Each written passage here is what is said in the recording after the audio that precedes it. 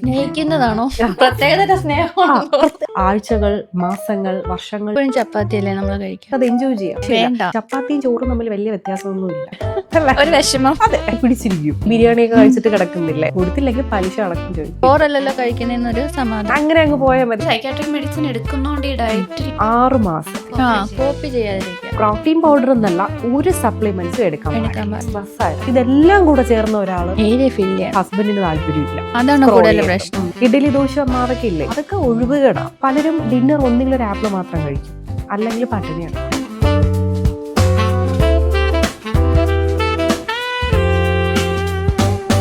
ഈ സ്ലീപ്പും സ്ട്രെസ്സും എത്ര ഇമ്പോർട്ടന്റ് ആണ് PCOD-യിൽ? അത് സ്ലീപ്പ് എന്ന് പറയുന്നത് നമ്മുടെ ലൈഫ് സ്റ്റൈൽ മോഡിഫിക്കേഷനിൽ one of the important factor തന്നെയാണ്. സോ സ്ലീപ്പ് ചിലർക്ക് ഡീപ്പ് സ്ലീപ്പ് കിട്ടാറില്ല. ഒരുപാട് മണിക്കൂർ ഉറങ്ങുന്നുണ്ടാവും എന്നാണ് അവർ വിചാരിക്കുന്നത്, പക്ഷേ ഗാഢനിദ്രയില്ല. ഫോർ എക്സാമ്പിൾ, ഒരാൾ ഒരു 6 മണിക്കൂറും ഒരാളൊരു 10 മണിക്കൂർ ഉറങ്ങുന്നു വിചാരിക്കും. 6 അവർ ഉറങ്ങുന്ന ഒരാൾ നല്ല ഗാഢനിദ്ര, ഡീപ്പ് സ്ലീപ്പ് കിട്ടുവാണ്, വേറെ ഡിസ്റ്റർബൻസ് ഒന്നുമില്ല.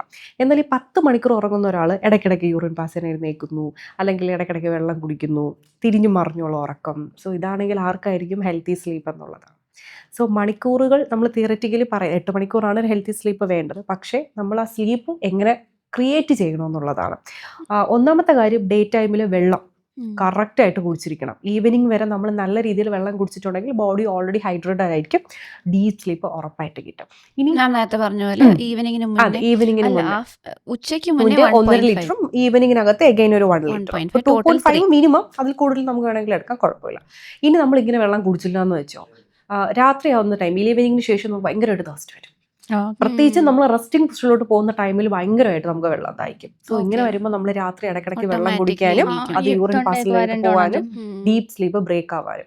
ഇനി ഫോണിന്റെ യൂസേജ്, ഫോണെന്നല്ല ഇന്ന് നമ്മൾ ഇലക്ട്രോണിക് ഡിവൈസും ബ്ലൂ റേസ് സ്ക്രീൻ നമ്മൾ യൂസ് ചെയ്യുന്നത്. അപ്പോൾ നമ്മൾ ഉറപ്പായിട്ടും കിടക്കുന്നതിന് ഒരു 30 മിനിറ്റ്സ് മുന്നെങ്കിലും നമ്മുടെ ഈ ഒരു ലൈറ്റ് സ്ക്രീൻ യൂസ് ചെയ്യുന്നത് ഓഫ് ചെയ്യുക. എന്ന് വെച്ചാൽ നമുക്ക് ഫോൺ നിങ്ങൾക്ക് യൂസ് ചെയ്തോളൂ, ലൈറ്റ് ഇട്ടിട്ട് നിങ്ങൾ യൂസ് ചെയ്തോ.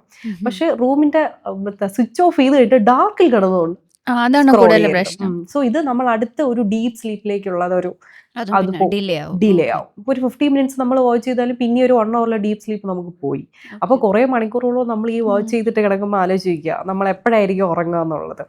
സോ ഭയങ്കര ഇമ്പോർട്ടൻ്റ് ആണ് സ്ലീപ്പ് എന്ന് പറയുന്നത്. സോ അതിന് ബോഡിക്ക് റിന്യൂ ചെയ്യാനുള്ള ടൈം നമ്മൾ മസ്റ്റായിട്ട് കൊടുത്തിരിക്കണം. എല്ലാ ദിവസവും ഒരേ ടൈം നമ്മൾ ഷെഡ്യൂൾ. ഇപ്പം അങ്ങനെ സ്ലീപ്പ് ഡിസ്റ്റർബൻസ് ഉള്ള ഒരാൾ എല്ലാ ദിവസവും ഒരേ ടൈം കിടക്കാൻ നോക്കുക.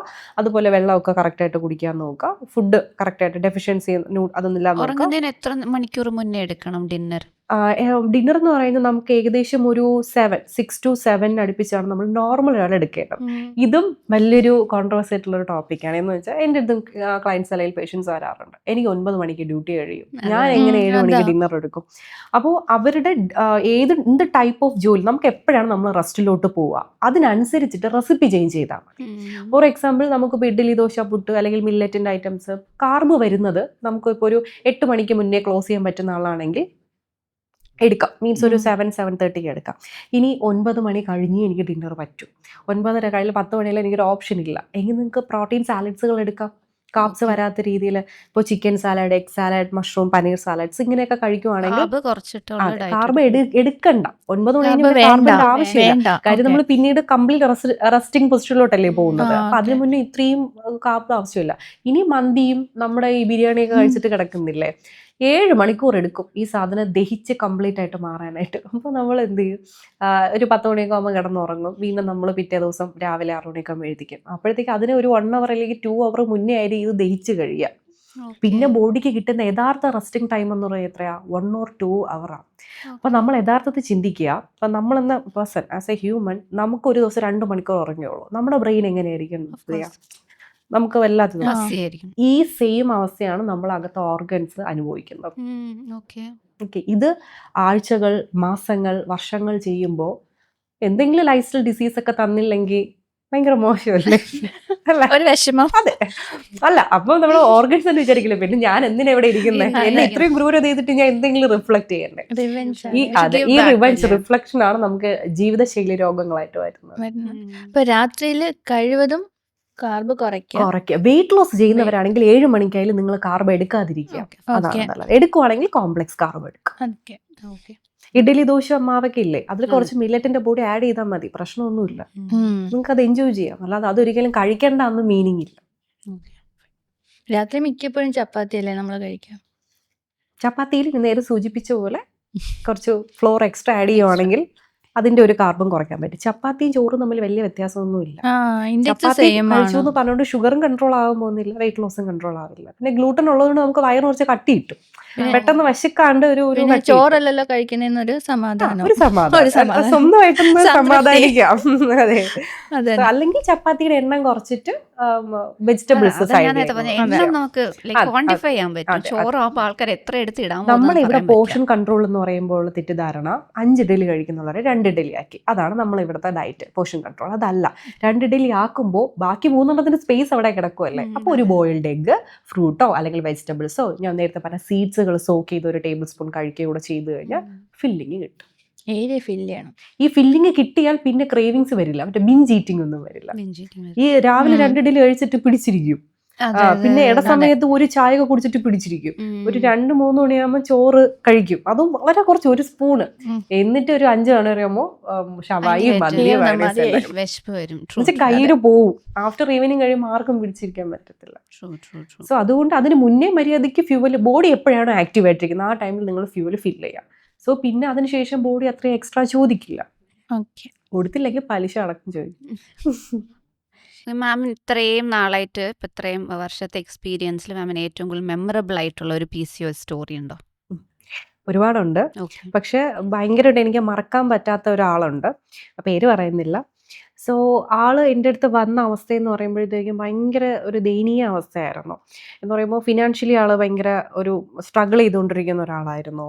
അതുപോലെ ഫാമിലിയിൽ ഭയങ്കര ഇഷ്യൂ ഉണ്ടായിരുന്നു. ഒരു സൈക്കാട്രിക് അണ്ടറിൽ മെഡിക്കേഷനിൽ പോകുന്ന ആങ്സൈറ്റി, സ്ട്രെസ്, അതിൻ്റെ മെഡിക്കേഷനിൽ പോയിക്കൊണ്ടിരിക്കുന്നതായിരുന്നു. അപ്പോൾ ആൾക്കെന്ന് വെച്ചാൽ ഫാമിലി സപ്പോർട്ടില്ല. ഓക്കെ, അപ്പോൾ അതായിരുന്നു ഏറ്റവും വലിയ വെല്ലുവിളി എന്ന് പറയുന്നത്. കാര്യം നമ്മൾ പറയും, ഇപ്പോൾ ഒരു ആൾ ഡയറ്റ് എടുക്കുമ്പോൾ ആ ഫാമിലിയും കൂടെ വിചാരിക്കണം റിസൾട്ട് കിട്ടാനായിട്ട്, അല്ലാതെ ആ ഒരൊറ്റ ആള് വിചാരിച്ചാൽ അത് നടക്കത്തില്ല. അപ്പോൾ ഞാൻ പറയും, ഓക്കെ എന്താ ഡയറ്റ് എടുക്കാത്ത, മീൻസ് ചെറിയ കുറച്ച് കാര്യങ്ങളൊക്കെ നമുക്ക് ചെയ്യാൻ പറ്റില്ല, ഇപ്പോൾ ഷുഗർ കട്ട് ഇതൊക്കെ സെൽഫായിട്ട് ചെയ്യാം. അപ്പോൾ ആള് പറയാ, ഞാൻ കുറച്ച് ദിവസം ഡയറ്റ് എങ്ങനെ നോക്കും, നന്നായിട്ട് വരും എന്ന് വെച്ചാൽ ആൾ ഓക്കെ ആവുന്നതിലോട് ആളുടെ ഹസ്ബൻഡിന് താല്പര്യമില്ല. ഓക്കെ ആവുന്നതിനോട് താല്പര്യമില്ല എന്ന് വെച്ചാൽ ആളെപ്പോഴും അങ്ങനെ വണ്ണോ കുശി അങ്ങനെ അങ്ങ് പോയാൽ മതി, ആള് നല്ല ഇതാവുന്നതിനോട് ആൾക്ക് താല്പര്യമില്ല. അപ്പോൾ ആള് പറയാ, ഡയറ്റ് എടുക്കാനായിട്ട് ഞാൻ എല്ലാ പ്രിപ്പറേഷനൊക്കെ എന്തെങ്കിലും ചെയ്ത് വെക്കുമ്പോൾ പാർട്ട്ണർ പുറത്തുനിന്ന് ഫുഡ് വാങ്ങിയിട്ട് വന്ന് ഫാമിലി ആയിട്ടിരുന്ന് കഴിക്കും. എന്നിട്ട് ആളെങ്ങനെ പുഷ് ചെയ്യും. സ്നേഹിക്കുന്നതാണോ? പ്രത്യേകത സ്നേഹം, അതെ, ഒരു പ്രത്യേക വല്ലാത്തൊരു സ്നേഹം. അപ്പോൾ ആൾ അതിൽ ഭയങ്കരമായിട്ട് എന്താ ഇതിങ്ങനെ ആദ്യമൊക്കെ ആള് പറയും ഓക്കെ സ്നേഹം കൊണ്ടാണെന്ന് വിചാരിക്കും, കഴിക്കും. പിന്നെ ആൾക്ക് മനസ്സിലായത്, പിന്നെ ആള് ജിമ്മിൽ പോകുന്നതിനോട് താല്പര്യമില്ല, വർക്കൗട്ട് ചെയ്യുന്നതിനോട് താല്പര്യം. വെച്ചാൽ വർക്കൗട്ടൊക്കെ ചെയ്യുമ്പോൾ പറയും, എന്തിനാണ് നീ വർക്കൗട്ട് ചെയ്യുന്നതിന് അതിൻ്റെ ആവശ്യമില്ല എന്ന് പറയും. വെച്ചാൽ അതൊരു ടോക്സിക് ഒരാളായിരുന്നു. സോ ജോബ്ലെസ്സും കൂടെയാണ്. അങ്ങനെ ആള് ജോബിന് വിടില്ല, ജോലിക്ക് പോകാൻ ആൾ സമ്മതിക്കില്ല, വീട്ടുകാർ സമ്മതിക്കില്ല. അങ്ങനെ ആൾ ആ ഒരു രീതി വെച്ചാൽ പറയുവാണെങ്കിൽ മാനസികമായിട്ടും ശാരീരികമായിട്ടും ഒരേ സമയത്ത് ഭയങ്കര ഫൈറ്റ് ചെയ്തുകൊണ്ടിരിക്കുന്ന ഒരാൾ. അതുകൊണ്ട് എനിക്ക് ഒരിക്കലും മറക്കാൻ പറ്റത്തില്ല. പിന്നെ കുറേ സ്ട്രഗിൾ ചെയ്ത് ആളൊരു ജോബിനൊക്കെ പോയി തുടങ്ങി. പിന്നെ ആള് സ്വന്തമായിട്ട് ഈ പറയുന്ന പോലെ ജിമ്മിലൊന്നും പോകാൻ സമ്മതിക്കത്തില്ല, അതിനുള്ള ക്യാഷ് സ്പെൻഡിങ് എന്ന് ആള് നടക്കും രാവിലെ മ്യൂസിയത്തിൽ പോയിട്ട്. അത് ആള് വീട്ടിൽ പറയുന്നത് എന്താണെന്നറിയോ, രാവിലെ എക്സ്ട്രാ ഷിഫ്റ്റിംഗ് ജോലി ഉണ്ടെന്ന് പറയും. എന്നിട്ട് ആള് മ്യൂസിയത്തിൽ പോയി നടക്കും. അപ്പൊ ആളത് എൻ്റെ അടുത്ത് പറയാ, ഞാൻ കള്ളമാണ് പറഞ്ഞത് വീട്ടിൽ, പക്ഷെ അതൊരു നല്ല കാര്യത്തിനാണെന്ന് വിചാരിക്കുമ്പോൾ എനിക്ക് പ്രശ്നമില്ല. അങ്ങനെ അവർ നല്ല രീതിയിൽ മീൻസ് ഫിസിക്കൽ ആക്ടിവിറ്റി, പിന്നെ ഈ ഫുഡ്സ് ഉണ്ടല്ലോ ഇതൊക്കെ അവർ ഈ ആപ്പിള് അതുപോലത്തെ വെജിറ്റബിൾസ് ഒക്കെ ഉണ്ടല്ലോ അവർ ഓഫീസിൽ അവിടെ വെച്ചിരിക്കും, വീട്ടിൽ കൊണ്ടുവരില്ല.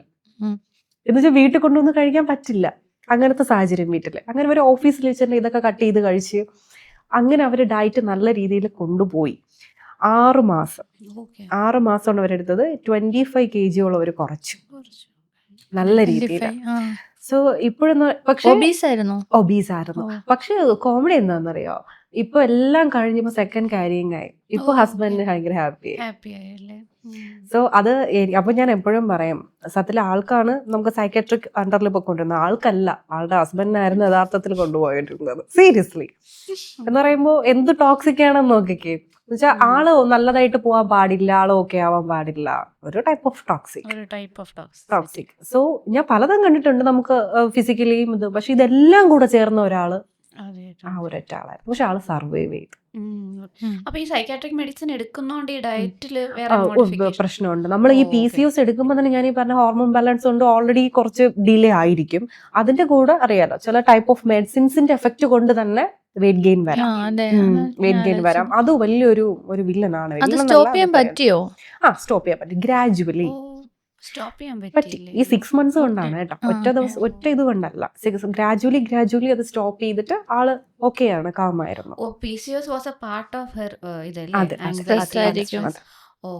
കാര്യം പിന്നെയും അതിന്റെ ഒരു കൺക്ലൂഷൻ വന്നത് ആൾക്ക് പീരിയഡ്സ് ഇത്രയും ഡിലേ ആവാൻ കാരണം PCOS ഒരു കണ്ടീഷനാണ്, പക്ഷെ സ്ട്രെസ് ആയിരുന്നു. ആ സ്ട്രെസ് കുറഞ്ഞ് ആള് ഓക്കെ ആയപ്പോ തന്നെ ഏകദേശം ഓക്കെ. അപ്പൊ ഞാൻ പറയാം, ഇതേ പറയുന്ന പോലെ ഒരുപാട് നമുക്ക് എന്താ അവസ്ഥകളുണ്ടാവും. ഓക്കെ, ഇപ്പം ചിലവര് പറയും ഇനി അതിപ്പോ നേരത്തെ പറഞ്ഞ പോലെ ഡിന്നറിന്റെ കാര്യം പറഞ്ഞ പോലെ വീട്ടിലെത്തുമ്പോൾ ഇത്ര നേരം അതുകൊണ്ട് എനിക്ക് ഡയറ്റ് എടുക്കാൻ പറ്റില്ല. അതൊക്കെ ഒഴിവുകേടാണ്. നമുക്ക് സാഹചര്യങ്ങൾ വരും, ആ സാഹചര്യത്തിന് സ്യൂട്ടബിൾ ആയിട്ട് നമ്മൾ ഓവർകം ചെയ്യുമ്പോഴാണ് അത് ഡയറ്റ് ആവുക. അല്ലാണ്ട് ഞാൻ പറയും പിന്നെ സാഹചര്യം എല്ലാം കൂടെ നമ്മുടെ ലൈഫിൽ ഒന്ന് ഇങ്ങനെ നേരെ ആയിട്ടിരിക്കൂ ഡയറ്റ് എടുത്തു എന്ന് പറഞ്ഞിട്ട്. അത് ഡയറ്റിനൊന്നല്ല, ഒരു കാര്യത്തിനും എല്ലാം പെർഫെക്ഷൻ ചെയ്ത് നമുക്ക് അല്ലെങ്കിൽ എല്ലാം ഓക്കെ ആയിട്ട് ചെയ്യാമെന്നൊന്നും ഒന്നുമില്ല. പിന്നെ പിന്നെ മുഹൂർത്തം കുറിക്കേണ്ട ആവശ്യമില്ല. നാളെ തൊട്ട് ഡയറ്റ്, നാളെ തൊട്ടല്ല ഇന്ന് തൊട്ട്. പിന്നെ ഒരു ടിപ്പ് ഞാൻ പറയാം. നമ്മൾ ഈ ഡയറ്റ് ചെയ്യുമ്പോൾ പലരും പറയുന്ന കാര്യമാണ് ഈ പറയുന്ന പോലെ സോഷ്യൽ ഫംഗ്ഷൻസ് അല്ലെങ്കിൽ ജങ്ക് ഫുഡ്സിന്റെ കാര്യം. അത് ഞാൻ പറയാം 100% ഒഴിവാക്കണം ഞാൻ പറയില്ല, പറ്റില്ല, ഇമ്പോസിബിൾ. നമുക്ക് വേണേൽ വെറുതെ പറയാം. അപ്പൊ നമുക്ക് ചെയ്യാൻ പറ്റും. ഉച്ചയ്ക്ക് നിങ്ങളൊരു ബിരിയാണി കഴിച്ചു, ഒരു എന്തെങ്കിലും ഫംഗ്ഷൻസോ പാർട്ടീസോ പോയി.